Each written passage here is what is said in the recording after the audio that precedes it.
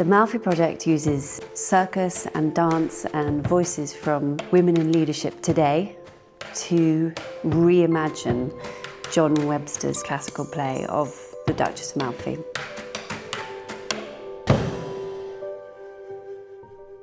The project came about because I've seen the play a lot and I'm really drawn to this character of the Duchess. This impulsive, defiant, strong woman. Thanks so much for coming this evening to the Malfi Project's work in progress. However, every time we got to the end of the play, we're sitting there clapping to the destruction of a woman who tried to take up her own space. So I wondered what would happen if we allowed the Duchess to speak for herself.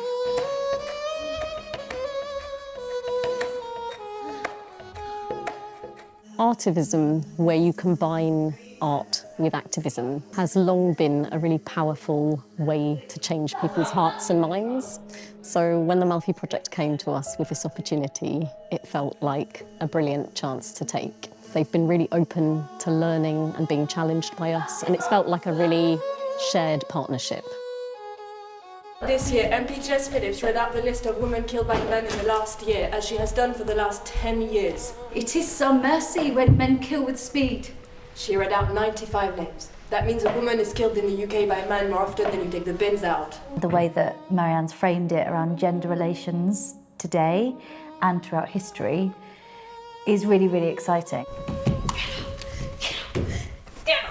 Stay! It's a bold and vital reimagining of the Duchess of Malfi through a feminist lens.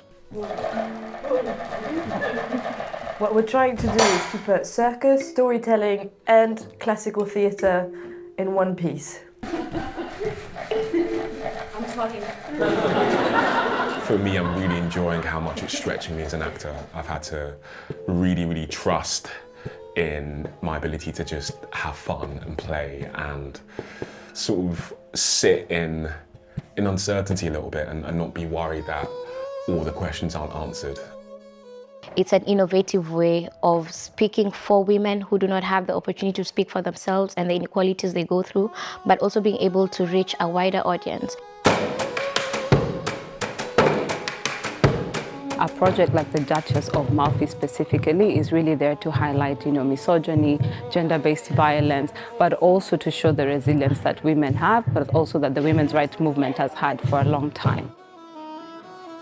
The piece feels very now, in the sense that it needs to be, we have to talk about it now.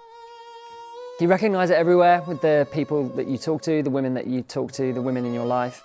What I've really got from tonight is the boldness. There's a real shift in between the darkness and the lightness, and you go really quickly from laughing at the physicality of a character and a moment to suddenly shifting to a really dark moment in a really dark place. Nope! We're not doing that story! I'm not doing it! I'm not doing it! I spent the early part of my career almost trying to erase my femininity.